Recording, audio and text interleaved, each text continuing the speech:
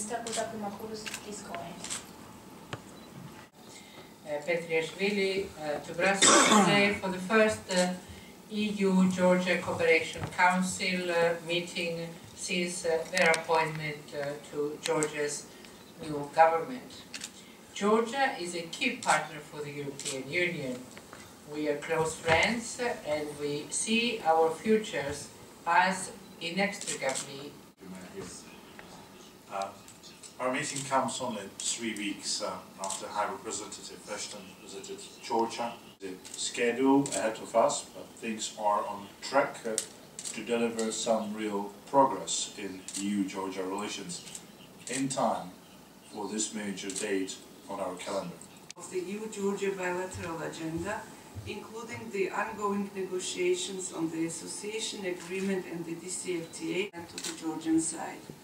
We are also glad to contribute to the implementation of the Eastern Partnership by hosting in Tbilisi an informal meeting. The main priorities of the Eastern Partnership roadmap by Eastern Partnership about a number of economic reforms that will be implemented in the field of agriculture, creation of favorable business environment, etc. Our visa liberalization dialogue.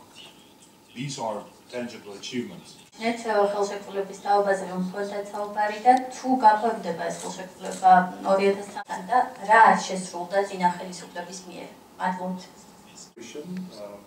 Between Georgia and Russia, was the Georgian delegation heard from.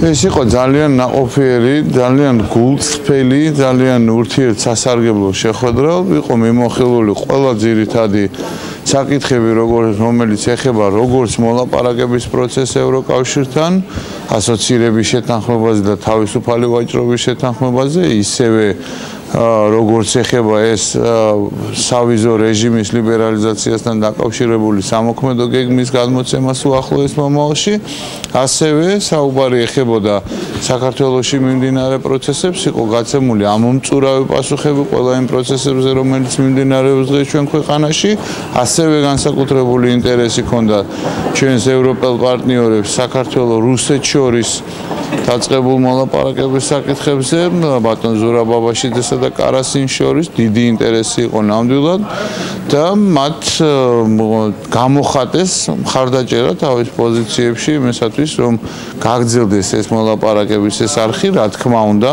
ჟენევის მოლაპარაკების პროცესი ჩვენს მიერაც დაფიქსირდა, დადასტურდა, რომ ჟენევის მოლაპარაკების პროცესი რჩება მთავარ ფორუმად რუსეთთან კონფლიქტის მოგვარების საკითხებზე მოლაპარაკებებისთვის. აი ამ მთელ სპექტრს შევეხეთ, დაიგეგმა უახლოეს მომავალში, მომავალი წლის დასაწყისში შედგება არაფორმალური შეხვედრა ევროპის პარტნიორობის, აღმოსავლეთ პარტნიორობის პროგრამის ფარგლებში მინისტრების დონეზე, საგარეო საქმეთა მინისტრების და ევროკომისარი ფულეც, ასევე ეწევა საქართველოს და ტრანსპორტის კომისარი კალასს.